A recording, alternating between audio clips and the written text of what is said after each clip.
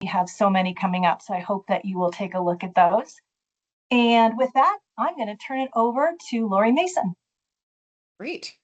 Well, thanks, Kathy. I appreciate it. Thank you, everybody, for joining us. We appreciate you being here.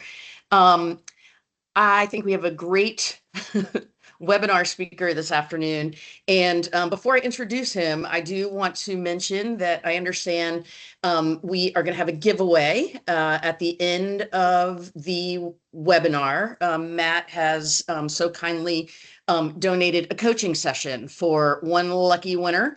In addition to that, so we'll do a wheel of names at the end. You do have to be present to win. And in addition to that, if you are already registered for our upcoming conference, the Industry Summit, and you win, you'll get an extra drink ticket at the conference. So from me to you, I know that's a big deal for these folks. So be sure to stick around. I know we have a lot of information to learn. And let me start with asking this. Are you ever in a bad mood? Or do you wish you could be more positive? Have you ever had one of those days? If you answered yes to any of these questions, you're in the right place. And if you didn't answer yes, you might be in serious denial. Our speaker today is a CSP, a certified speaker professional, and the Amazon #1 best-selling author of Basically Incredible. For more than 30 years, Matt Booth has helped leaders and teams improve their attitude, communication, and performance. He's spoken in all 50 states and 6 of the 7 continents. And at home, he's dad to 2 teenage boys who have been forced to endure a lifetime of dad jokes. You know that feeling. Helping us live basically incredible lives. Please welcome from Dubuque, Iowa, attitude expert, CSP, and dad joke teller, Matt Booth.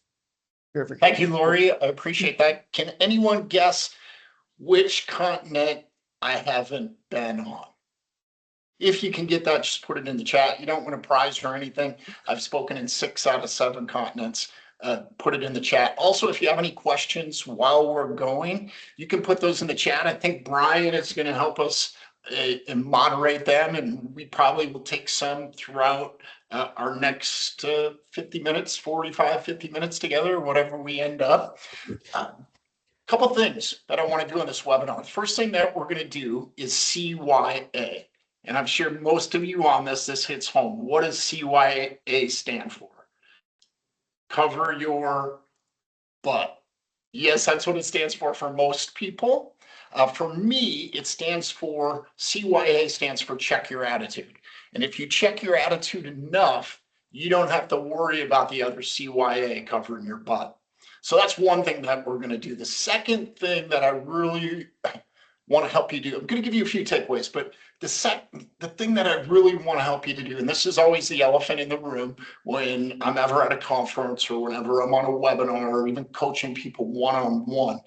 You go to a conference, you go to a webinar, you get a notebook, and you fill it full of stuff. We've all got notebooks, right? And we take them to the conference. Years ago at conferences, you used to get a binder, a 3-ring binder, and you'd put everything in there. Now maybe even the notebooks are going away.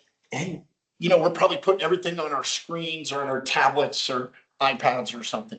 But here's what happens. You go to a conference or a webinar and you fill it full of ideas. You get ideas that you get from speakers and from colleagues, maybe something you saw, or maybe even something you thought of. Sometimes you go to a conference, you have ideas in your head before you even get to the conference or the webinar, that things you want to accomplish. And then what happens, you get this binder, this big book filled with ideas from a conference. And you know what everybody does with that binder or the book, or now it's digital form? When you get back to the office and the whirlwind starts, people take that binder and we seem to set it on the shelf. And so often you set it on the shelf of the binder from last year's conference. You're totally bought in. There's takeaways in your binder that you're going to use, you're going to implement, this, but then you get back and real life happens and you put that on the shelf. I love to call that shelf esteem.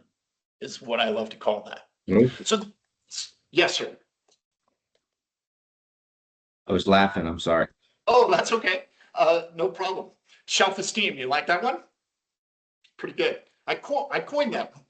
So that's what we do. So we have these binders and books and notes and everything and ideas in our head that we want to use. But the whirlwind happens and we never get to them. So today what I'm going to do is I want to challenge you right up front to take something that's been in your head. I don't care if it comes from this webinar. I don't care if you get it from somebody else. It's great if it comes from this webinar. But if there's something that you've been wanting to do that you got from last year's summit or conference, I'm going to challenge you. I want to challenge you to do something with it. Try it. Do something. Push it forward. Take that rock and run it up the hill. Push it as far as you can. Give it a big throw. Do something with it. Because the reality is we don't need more ideas. You've got a book and binders and files and email folders full of ideas and things that can help you improve personally or professionally. So I'm going to challenge you, hope maybe inspire you, motivate you a little bit, maybe even make you uncomfortable, but you got to do something different today. After this webinar, I want you to do something different. Otherwise, you're just kind of wasting your time. You might as well have put another load of laundry in if you're at home, or you might as well have done something else, or check the crock pot, or cut the grass, or whatever you were going to do. But that if you're not going to do something, there's no use being on a webinar or going to a conference if you're not going to change. So that's the goal. So the first thing that we wanted to do was CYA. Check your attitude. If you check your attitude enough, you don't have to cover your butt. Here's my philosophy on attitude. This is what I do for a living. Give webinars, speak at conferences, write books and podcasts about attitude. Newsflash, I'm not positive all the time. I don't think anybody can be. Have you looked around? We live in an extremely negative world. It's negative, negative, negative. The goal isn't to be positive 100% of the time. I don't think that's possible. So take a deep breath. The answer isn't always just be positive. Okay. Bad things happen to good people. It does. And it's okay to have one of those days. But if you're not careful and you don't think about your attitude or check your attitude, one of those days turns into two of those days, and two become three, and three become four. And I'm sure it's no one on this webinar, but we all know people who've had like 5 years in a row worth of one of those days. And that's not okay. Here's what I want you to do right now. I want you to grab a piece of paper and a pen. Just grab a piece of paper. You just need a little chunk. You don't need a big piece. We're going to CYA. We're going to check your attitude. Grab a pen and a piece of paper. And yes, the continent I haven't spoken in is Antarctica. Does anybody know anyone who lives in Antarctica or works in Antarctica? No? I'll even speak to penguins. I got to check that off my list. I was hoping that I was banking that somehow you did Antarctica, but I think I'm going to have to take a cruise there, and I'm going to have to ask 5 people to jump off the cruise ship with me so I can give them a speech on Antarctica and each pay me $5 so I can say I got paid to speak in Antarctica. So you've got a piece of paper in front of you. We're going to CYA. We're going to check our attitudes. Grab your pen, and I want you to write down the first names of the 5 people that you spend the most time with. Write down the first names of the 5 people that you spend the most time with. It can be at work, it can be at home, it can be kids. If you talk to somebody a lot on the phone, you can count them. If you private message or direct message or Facebook message somebody a lot, you can count them if you want to. But write down the first names of the 5 people that you spend the most time with.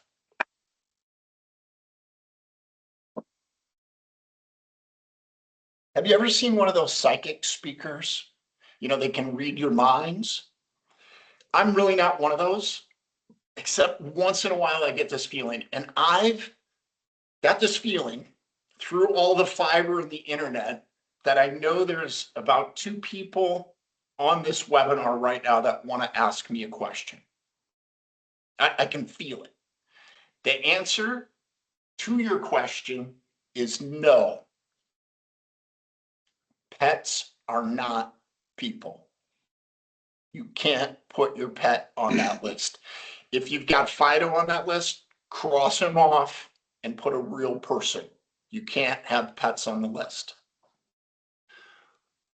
Once you've got that list, I want you to go down that list and I want you to give each person on that list a percentage grade on how positive you think they are. So go down your list, give each person on that list a percentage grade on how positive you think they are. If they're positive all the time, give them a 100%. If they're negative all the time, give them a 0.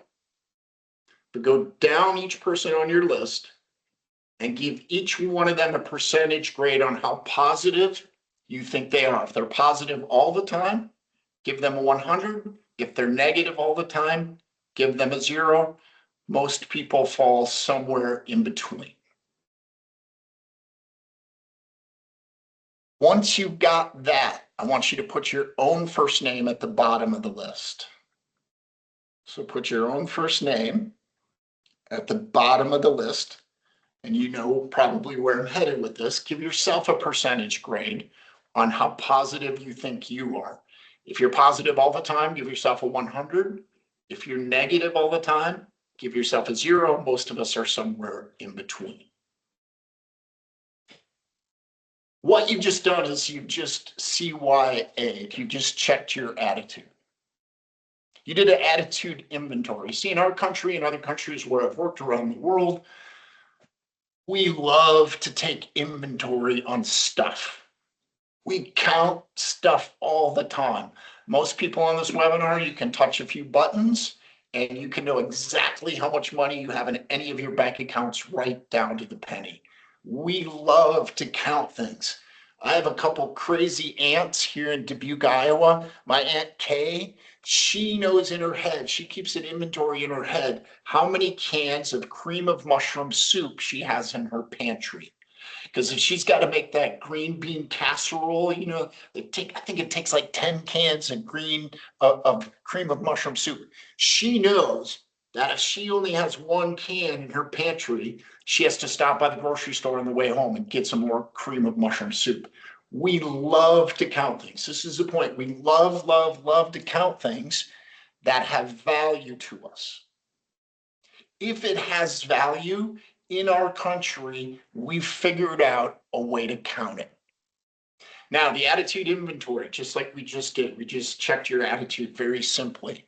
I've done this the past 15 years all around the world with hundreds of groups and thousands and thousands and thousands of people. I've done the same exercise. There's only been a handful of times where somebody's come up to me after a program and said, hey, Matt, I did something like this before. I counted my attitude before.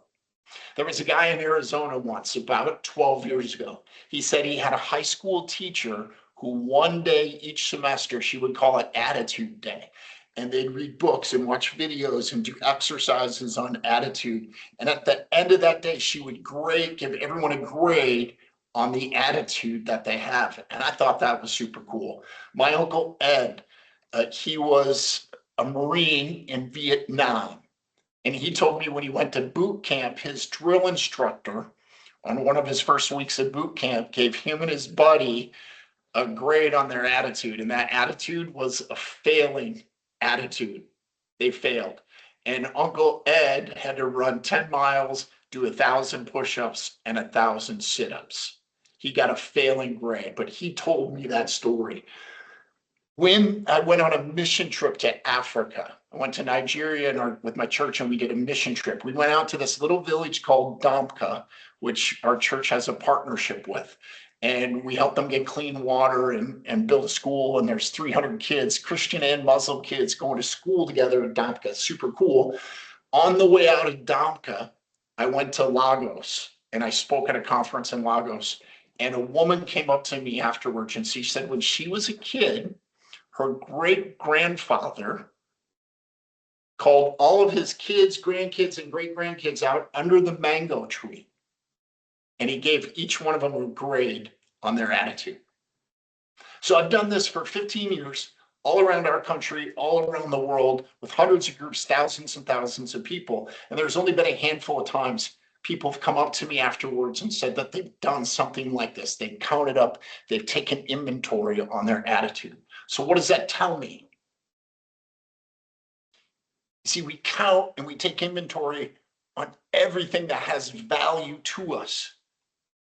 So if nobody's ever counted or taken an inventory on their attitude and the attitude of those around them, to me, that must tell me you don't value it. Because if you valued it, like we say we value it, because we put it on bumper stickers and t-shirts, we put it on signs, it's in mission statements. But if we truly valued it and thought it was an asset, we'd figure out a way to count it. So one thing that I want you to do that's really cool, if you take the average of those 5 people, so you listed 5 people on your paper, I want you to take the average, so add those 5 up, divide by 5. That should be the grade that you gave yourself. So I'm going to give you a minute to do that. Take the average of those 5, add them up. That should be the grade that you gave yourself. And if you want, put the difference in the chat. If it worked out perfectly, put that in the chat. If it was 5 points difference, put that in the chat. If it was 10 points, put that in the chat. If it was way out of whack, put that in the chat as well.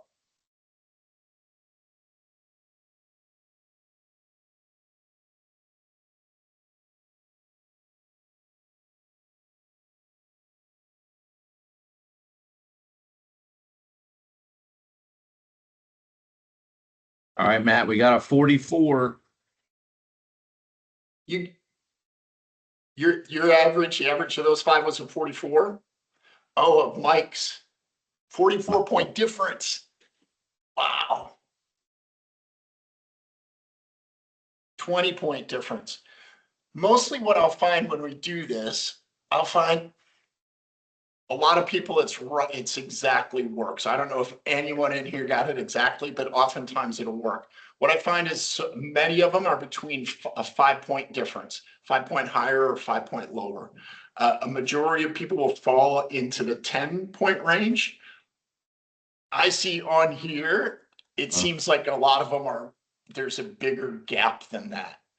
I don't know that I've ever seen as big a gap as what we have in here. So what we want to do is we want to apply some common sense to this. And we all know common sense isn't so common anymore, right? So let's say that you gave yourself, let's say that you gave yourself a 90 up here, but the people you do life with averaged a 50. And that would be like the 40-point difference. You gave yourself a 90, but the people you do life with averaged a 50. Over time, if it stayed, have you ever felt like this? Like you get it, you understand what's going on, but the people around you don't? Over time, what could happen? You get negative. You get sucked down. You can almost hear the sucking sound, can't you? Now, if you're a leader and you understand this and you get a mindset shift, right? Couldn't you pull them up? Couldn't you pull them up if you have a mindset shift? Now let's switch it around. Let's say you gave yourself a 50, but the people you do life with got a 90. What could happen? You think they'd pull you up? Couldn't you also pull them all the way down? You can see that, can't you? You can see that. So it's a simple CYA. It's a simple check your attitude. It's an attitude inventory. Now I will tell you there are companies all around the world that are using this. So you get off the webinar and you go back to work. So people say, how was the webinar? And what do you say?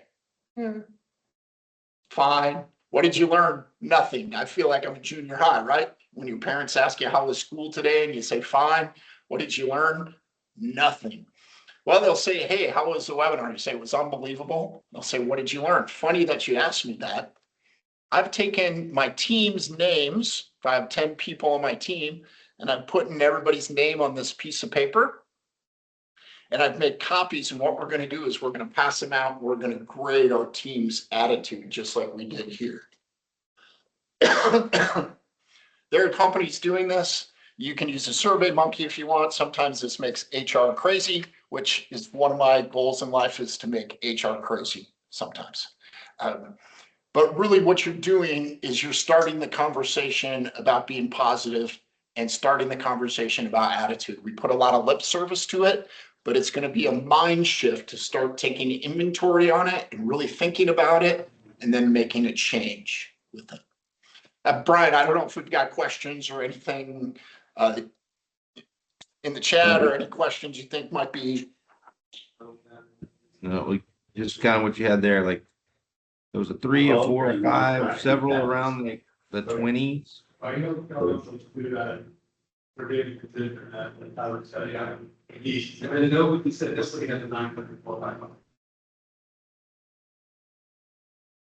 about that.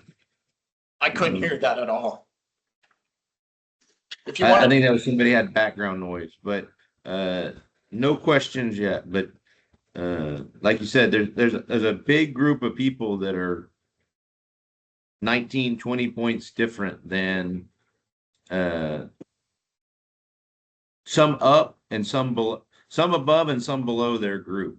So yeah, and again, my philosophy is, and if you can carry this philosophy to your team, no one can be positive 100% of the time.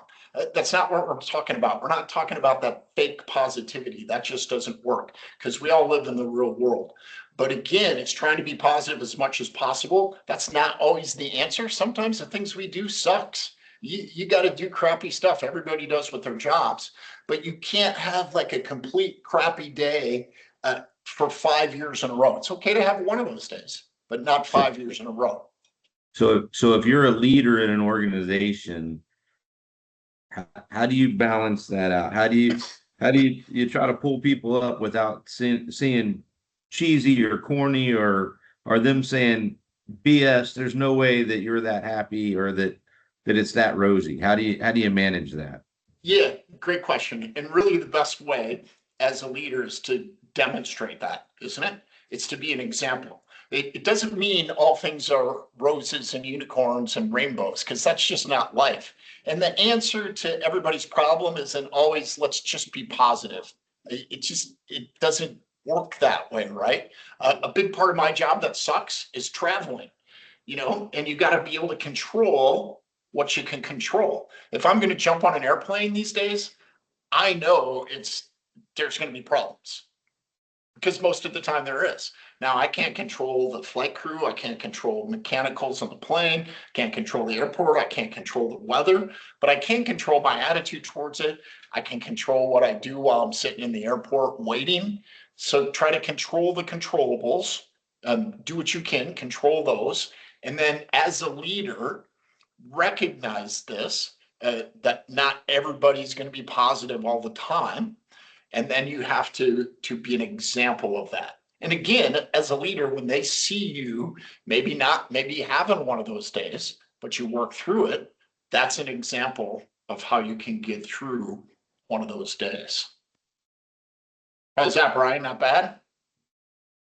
The person we couldn't hear before, if they wanted to type their message in there, that would be great too, if they want to do that, because we couldn't hear them at all. So I wrote my book. It became an Amazon #1 bestseller. If there's one thing that I like to do almost as much as talking to a group, it's listening to leaders and other speakers from stages. And because of my job, I've got to listen to all sorts of speakers and leaders from stages all around the world. And the reason I wrote my book is because the past 20 years, I started to hear a phrase so often from stages, from other speakers, from other leaders. I started hearing it all the time. It just seemed like it was such a catchphrase and a buzzword for so long. And from the stage, I would hear people say, as a group, we need to start thinking outside of the box, right? We've all heard that, which is fine. I understand the metaphor. I get it. But here's what's happened. We've preached that and worked on that so much in this world that we live in, this TikTok viral 21-day fix attitude, Amazon Prime, AI world. It seems like now we've been thinking outside of the box so much that many of us have forgot the basics inside the box. And it's those basics inside the box that make our company successful. It's the basics inside the box that make our relationships successful.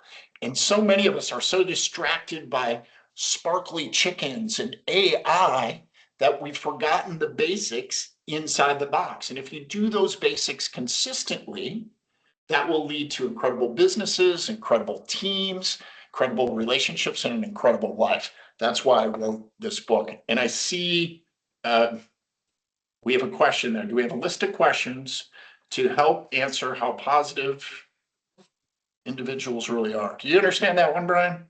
Yeah, I think he's saying, hey, rather than just us arbitrarily assigning a number of how positive we think, do you have some kind of formulas, like some list of 10 questions that you would answer about each person that would give you a better score, like that, to really feel how positive they are?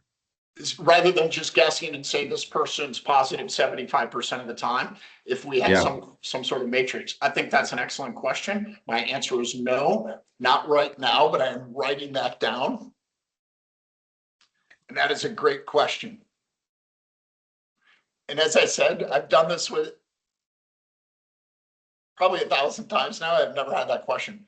Excellent. I like it. I do too. Coming soon to a webinar near you, 10 questions, how to find out how to give somebody a grade on their attitude. I love it. So here's the basics. Here's some of the basics inside the box that we've been forgetting. We've been forgetting attitude. It's something that we control. Most people brush their teeth more times in a day than they think about their own attitude. A lot of people I know check their trail cams more than they think about their own attitude. We have people that are checking their social media and a post that they made this morning more times than they think about their attitude. So often, as a leader, if you just bring that up with your team, and if you CYA, if you check your attitude, people get that. They understand what that means. What I do have, Brian, and what I do have for the group, I have the instructions on how to do the attitude inventory, like we just did. I will send that to Lori or Kathy. I'll send it to Kathy. It's just a one-page instruction sheet on how to do the attitude inventory. And there's people all around the country that are doing it with soccer teams, with their kids' soccer teams. They're doing it at home. They're doing it with their team at work. A bunch of people just did it with college kids. I had a group of freshman college kids, and one of their dorm people did this with a group of college kids talking about attitude. So I will send you that. I do have that piece. So attitude is a basic. How you communicate is a basic inside the box. Having goals and chasing those goals is one of the basics inside the box. So in the chat, I want you to answer this question. What's the fastest way to get somebody to like you? So in the chat, just put it in the chat, the fastest way to get somebody to like you.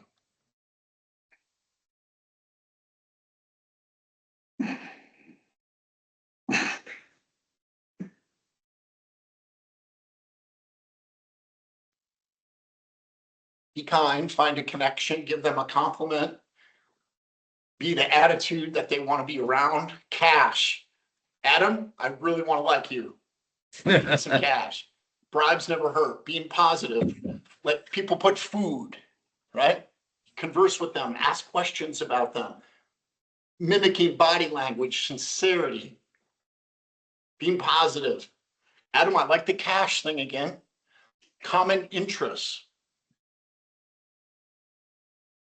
These are all great answers, but not the one I'm looking for. You got to think simpler inside the box. You're missing it. Leave them alone. There you go. Russell, got it. Jeff, you got it.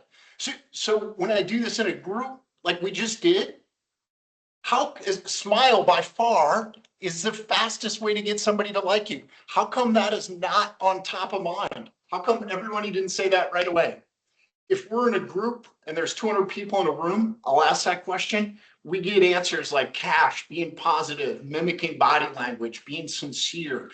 But by far, smiling is the fastest way to get somebody to like you. It's your welcome sign. It's like your business card. It's a fist bump from across the room. A smile's understood in every language. Most people get this because it's too far in the box. We forgot to practice it. Now you're going to say, well, I do it all the time. Well, if you did and you really thought about it, you should have answered that right away. It should be on top of mind. We should be smiling. We should be practicing that. And we should be teaching people. As a leader, you should be teaching people that it's important to smile, and it's the fastest way to get somebody to like you. It's understood in every language. Most of you missed it at the beginning. By far, the fastest way to get someone to like you is to smile. What's the fastest way to get somebody to trust you? And you can put it in the chat. Is trust a big deal? I think so. Put it in the chat, the fastest way to get somebody to trust you.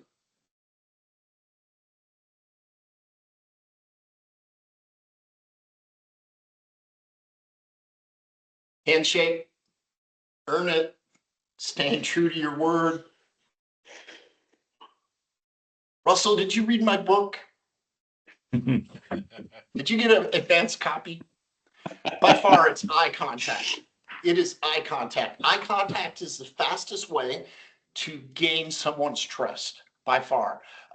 Unlike a smile is understood in every language. Eye contact is not understood in every language, so you have to be aware of that. In some cultures, particularly in Asia, sometimes eye contact can be a sign of disrespect. So you have to watch out for that. When I was a freshman in high school, my speech teacher, Mrs. Doyle, pulled me aside in Cuba City, Wisconsin. She pulled me aside and she said to me, she said, Matt, she said, I don't know what it is, but you've got it. And I was like, whoa. Our speech teacher said, I got it. She goes, I want you to sign up for forensics, debate, theater, everything that you can sign up for. So I did. And I started reading the speech books. And in the speech books, it said eye contact creates a connection. It builds that trust. Eye contact does. So I asked Mrs. Doyle, I'm like, what? Tell me about eye contact. And she said, it's really that eye contact, and making eye contact with someone builds that trust and builds that connection, which builds that relationship. A smile is the fastest way to get somebody to like you. Eye contact is the fastest way to get somebody to trust you. Now, people ask me all the time, how do you know how long to make eye contact? Well, if you're making eye contact and someone becomes uncomfortable, what will they do? They'll look away. Now, if they look back and you're still going like this, that's borderline creepy. Okay, that's getting weird. So by far, these are two inside the box strategies that you know how to do, but we've forgotten them because we've spent so much time thinking outside the box on TikTok viral videos and AI and 21-day fixes. We're forgetting the basics inside the box. Questions or comments so far?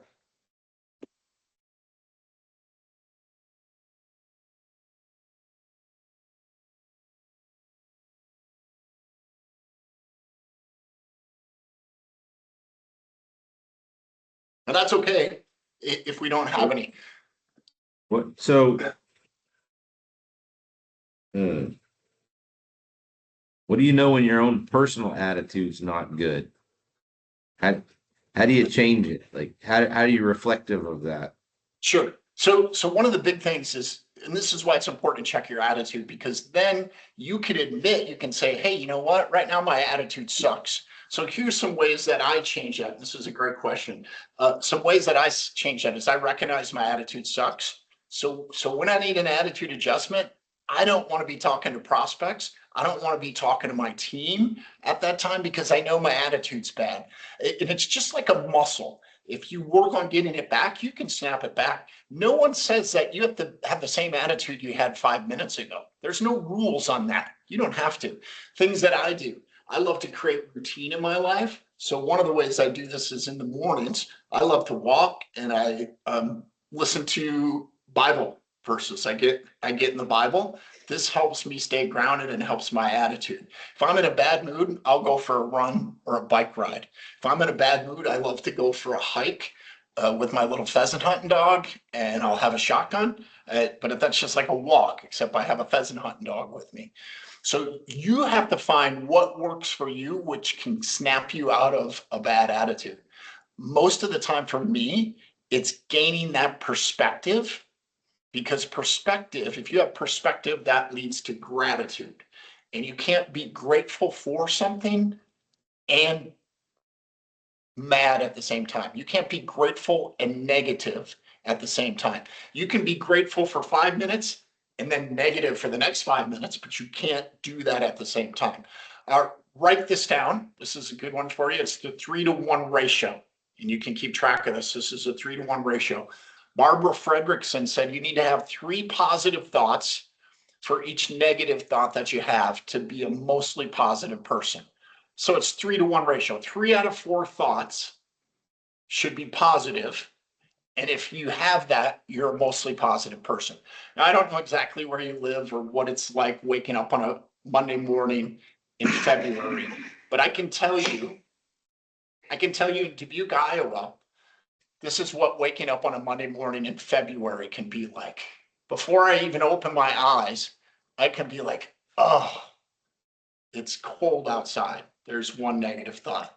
Oh, I got to go to work today. There's 2. Oh, it's Monday. There's 3. Oh, that's the kids. It's picture day.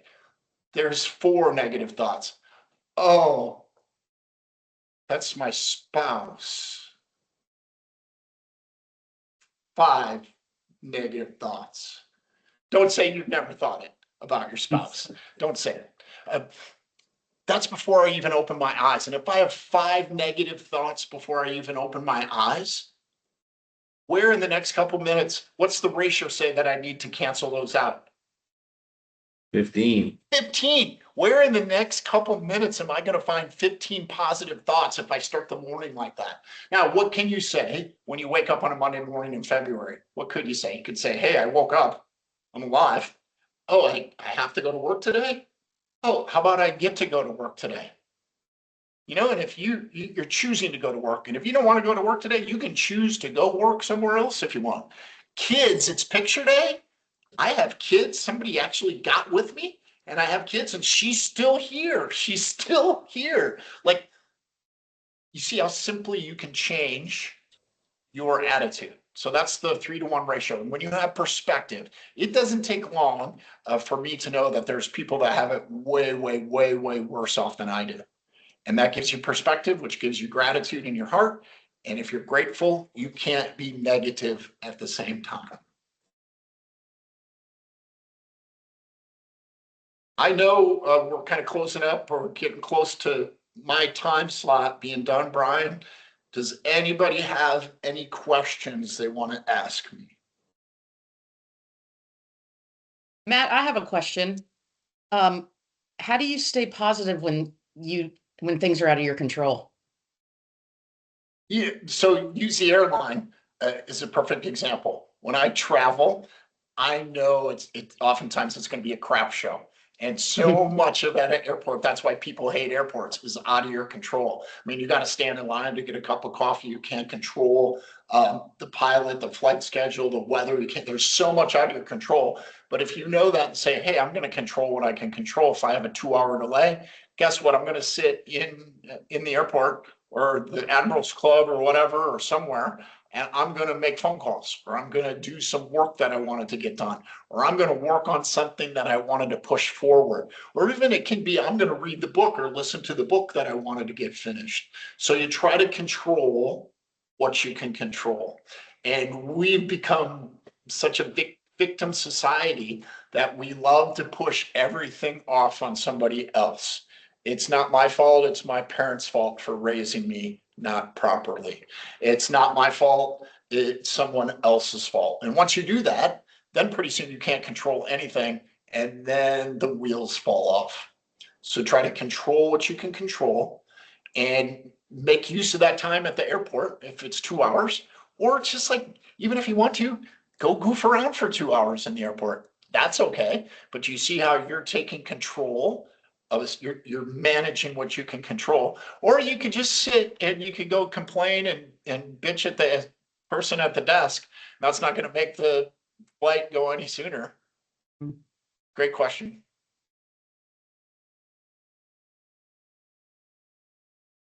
Any other questions or thoughts?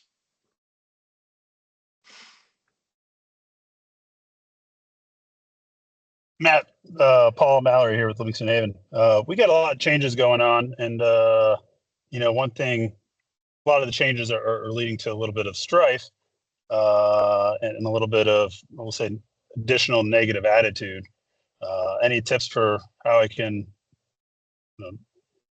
improve the attitude of the team without seeming fake or overly motivational? Yeah, sure. So you've got changes. So more than just the regular crap pile of bad stuff, you add a bunch on top. We seem to be doing that all the time.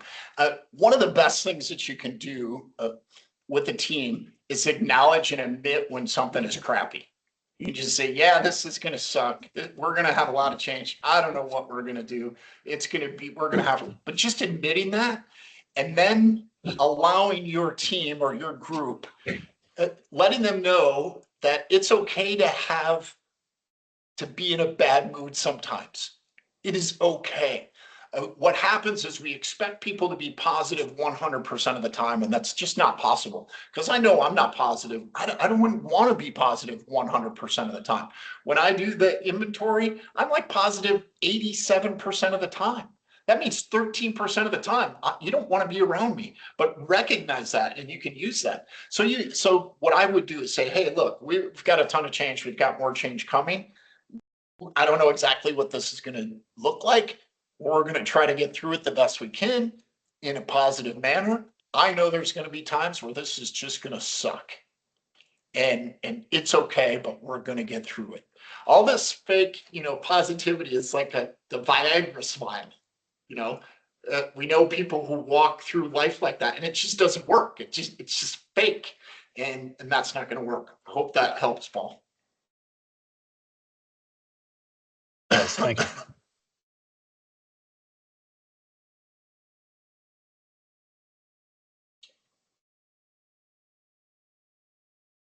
We have a little more time.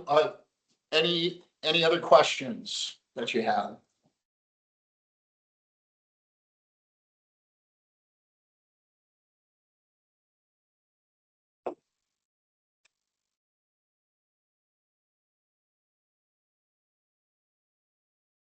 All right. What's the coolest place you did this at? The coolest place. Now, people always ask me that, and my initial reaction was my grandma. My grandma was a German Catholic. She married an Irish Catholic. She's this short, little, chubby woman, and she had all kinds of grandkids and great grandkids. And everyone would ask her, they would ask her, who's your favorite grandkid? Who's your favorite kid? And grandma made us all feel like we were her favorite. But grandma's answer was the kid that's closest to me right now. That was her answer. So whoever was closest to her, she'd put on the lap and be right now. So my initial answer is this group right now. You are my favorite because I'm in front of you right now.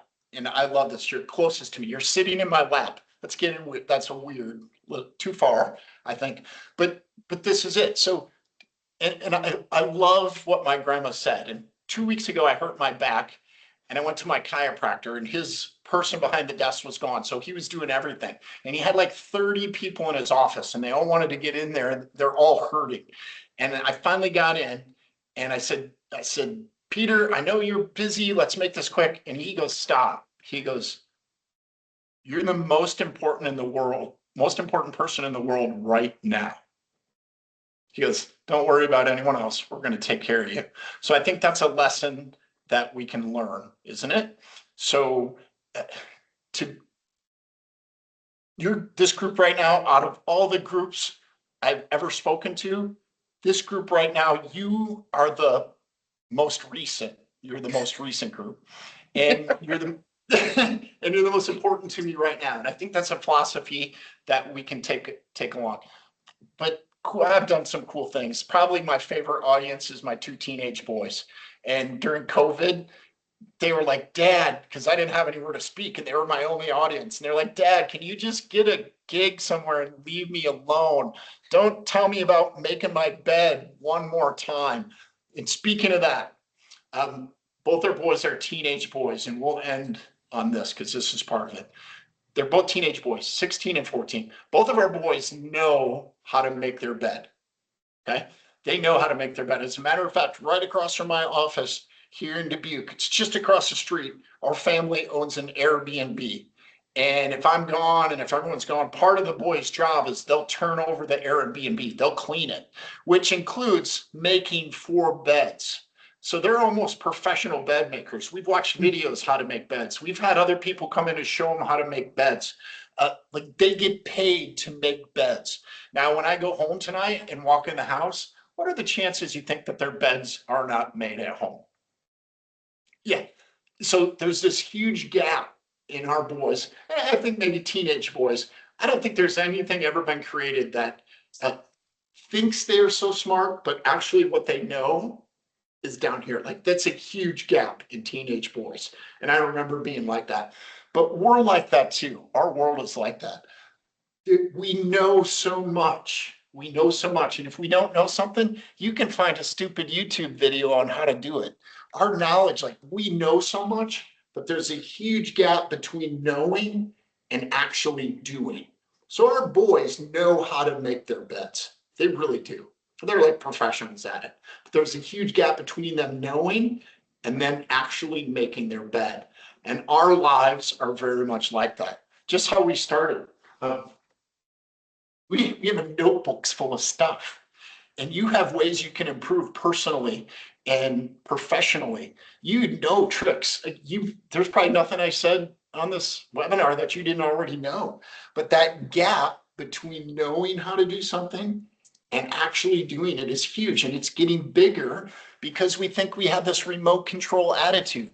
We think we can press a bunch of buttons on our phones or our computers or ask AI and all the crap will get done for us. And it's just not true. If you want to get something done, you've got to get up and you've got to get it done yourself. That remote control attitude won't work. So I'm going to challenge you right now to write something down that you're going to commit to moving forward in the next day, the next week, the next month.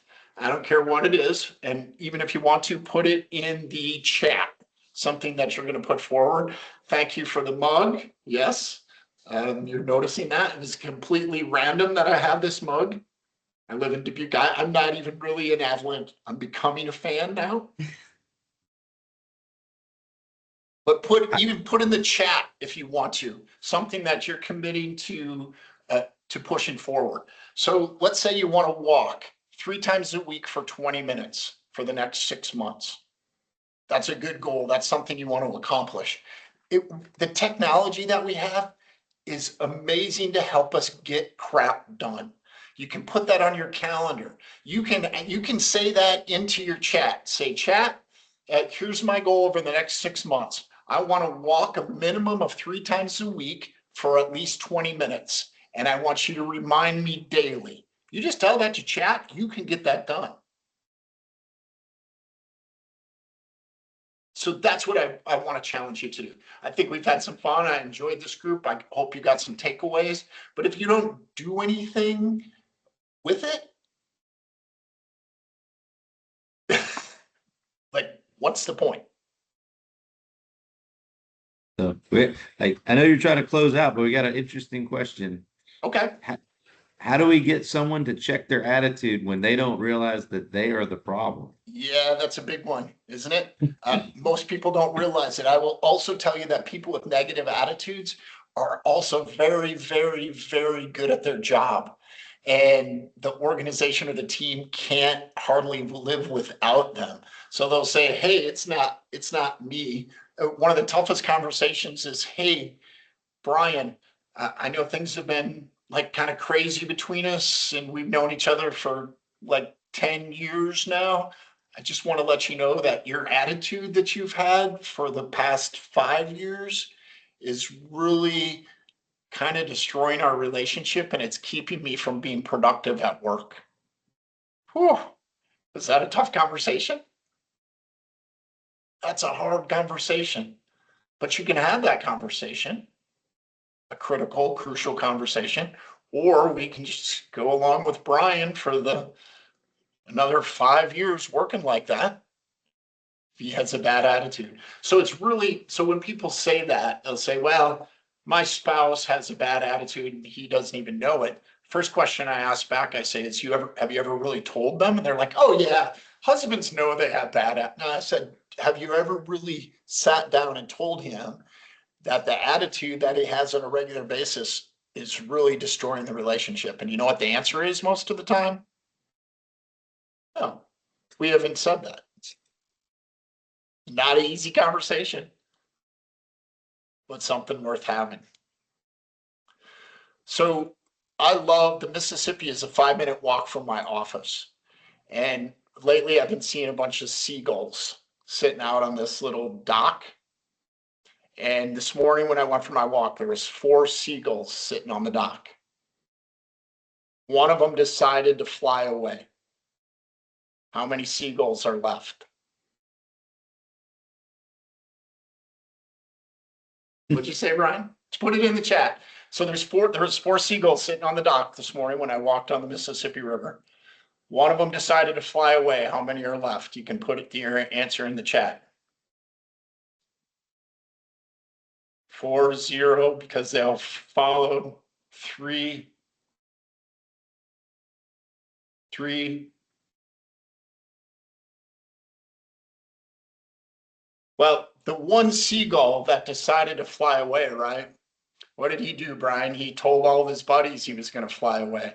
He wrote it in his journal. He made a TikTok video and told everyone he was deciding to fly away. But there's 4 because he's just sitting there until he what? Does it? Till he does it, till he does something, till he actually flies away. So you can decide to do all the things that you want, but until you actually take action, you're just going to be sitting on the dock. So how's that for a close? Not bad? Perfect. Perfect. Yes. This just to let you know, this is what I do for a living. I do webinars. Mainly what I do is keynote speeches at conferences or at places of business when they have development days. And I love to come into a business or a conference and I love to speak and maybe do a breakout. And then I love to hang out with the group at dinner or at the social, either the night before or the night after. And that's what I do for a living. And if you think I might be a good fit to come into your company, I'd love to talk to you about it. We're going to give everyone an audio copy of this book. You should get that in an email. I think Lori said next week, right? Kathy said that. And then a little plug. I have a coaching. I do coaching, individual coaching, and what it's called Figure It Out Coaching. I don't want to be your coach for the next 5 years. I want you to bring something to me, and in 45 minutes, I'm going to try to help you figure it out and make a plan as to where you're going to go after our conversation and what you're going to do. And somebody's going to win that. Do you know, Lori, or are you going to send them we're doing the Wheel of Fortune or something? I do. I have the Wheel of Names, and I'm going to pull that up right now. Here we go. Here we go. Everybody's name, everybody that's been here participating is in this list. So let's see who's going to win that. And Russell Price. Congratulations, Russell. As I mentioned before, we will, Russell, if you are already registered for the conference, we will add an extra drink ticket at registration. So everyone loves drink tickets. If you're not registered for the conference yet, there's still certainly plenty of time to do so that you too can also get drink tickets. You know, please keep in mind that we do have the conference coming up in October. We have a bunch more webinars that are already online. And I truly want to thank everybody for joining us, and Matt, of course, for your time and your good information. There weren't any bad dad jokes, which I appreciate. I got one for you. I got one for you. My wife woke up and she does yoga, and she got up real early the other day and she goes, "Hey Matt, do you want to go to yoga with me?" And I said, I thought about it. I said, "Namaste here." Namaste here. Nah. Okay. Wow. Okay. Great one. We will leave it at that. Matt, thank you so much. Russell, will be in touch. And everybody on here will be receiving more information next week. Like Matt mentioned, Kathy will forward more details. If anyone has any questions, please let us know. Otherwise, I hope you have a great rest of your day. And thanks again so much for joining us. Y'all take care. Thanks, Matt. Thanks. Take care. Thank you.